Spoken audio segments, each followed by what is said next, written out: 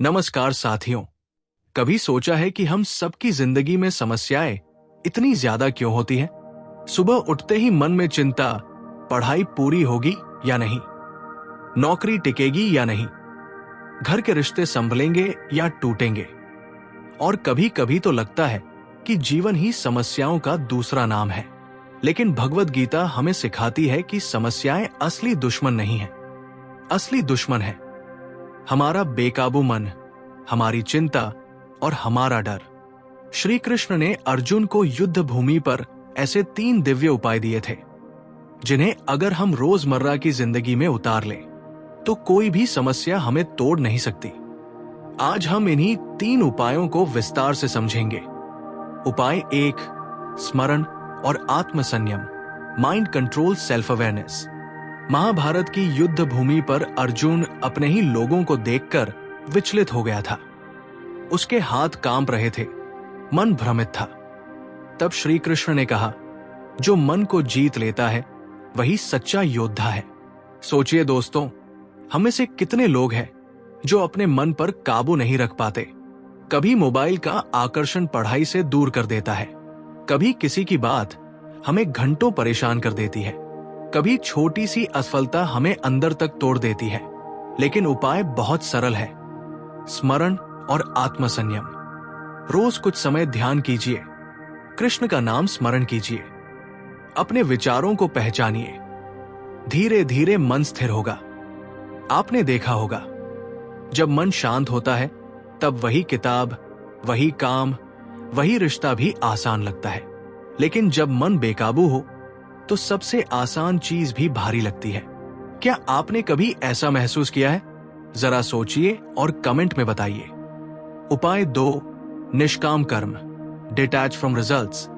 अब आते हैं दूसरे उपाय पर। अर्जुन कह रहा था, अगर मैं युद्ध करूंगा तो हार भी सकता हूं, अगर जीता तो अपने ही लोग मरेंगे। वो परिणाम के बोझ से दब गया था। तब भगवान ने कहा, तुम्हें केवल कर्म करने का अधिकार है, फल की चिंता मत करो।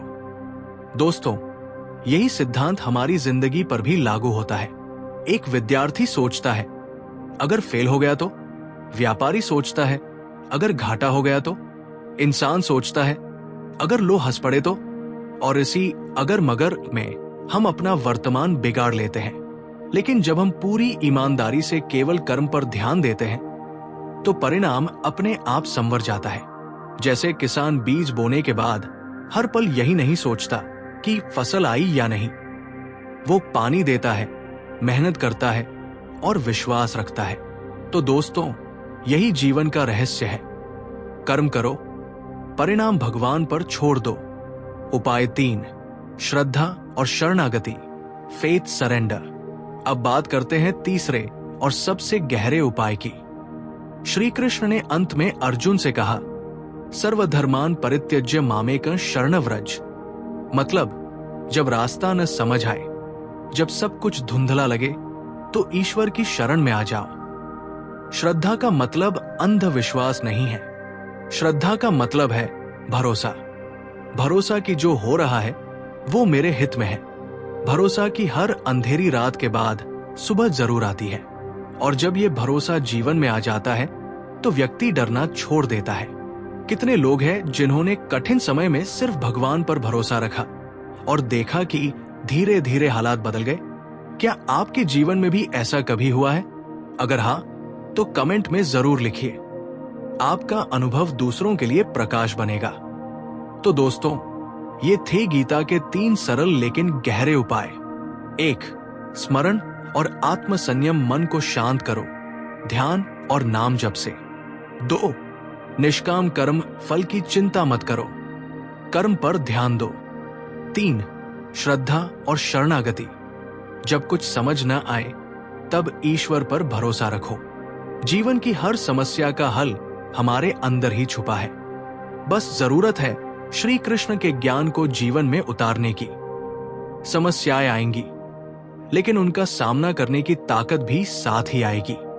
तो बताइए, इन तीनों उपायों में से आज से आप कौन सा अपनाने जा रहे हैं? कमेंट में लिखिए, मैं निष्काम कर्म अपनाऊंगा या मैं श्रद्धा और शरणागति चुनता हूं। जय श्री कृष्ण।